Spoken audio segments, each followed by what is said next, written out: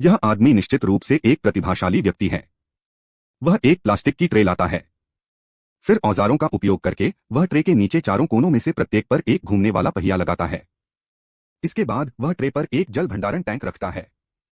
फिर वह भंडारण टैंक के शीर्ष पर चिह्नित रेखा के साथ काटने के लिए एक कोणीय ग्राइंडर का उपयोग करता है।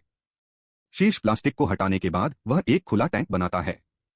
इसके बाद वह एक और शीर्ष खुले भंडारण टैंक को उल्टा कर देता है, इसे पहले टैंक के ऊपर रखता है।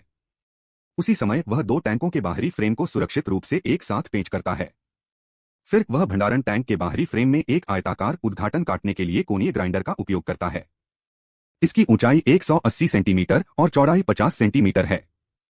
उसी समय वह टैंक के शरीर को इसी आकार में काटता है, जिससे दरवाजे के लिए एक उद्घाटन बनता है। काटने के बाद वह टैंक के अंदर फर्श में एक छेद बनाने के लिए एक पूरे उद्घाटन उपकरण का उपयोग करता है।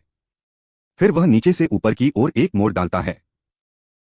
मोड़ पर वह पाइप का एक भाग फिट करता है और पाइप के चारों ओर के गैप को गोंद से सील कर देता है। इसके बाद वह फर्श से बाहर निकलने वाले किसी भी अतिरिक्त पाइप को काट देता है। फिर वह शौचालय को ड्रेनेज होल के साथ संरेखित करता है और इसे ठीक निर्दिष्ट स्थान पर रखता है। उसी समय वह शौचालय के चारों ओर गोंद की एक रिंग लगाता है, इसे फर्श पर मजबूती से ठीक करता है। इसके बाद वह पाइप के एक भाग को दीवार के ब्रैकेट में सुरक्षित करता है। वह पाइप पर एक नल लगाता है और नल के नीचे वह स्क्रू के साथ एक पाइप कैप लगाता है।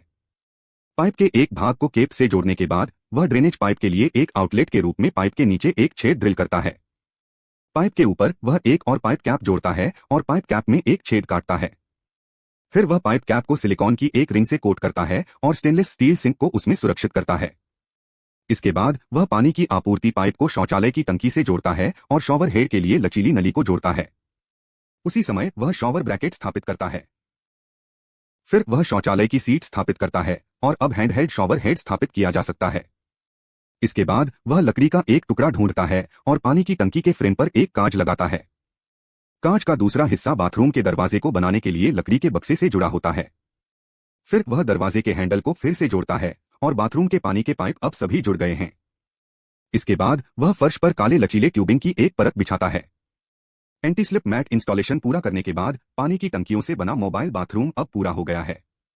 तो आपको उसका विचार कैसा लगा? 1 से 10 के पैमाने पर आप उसे कैसे रेट करेंगे?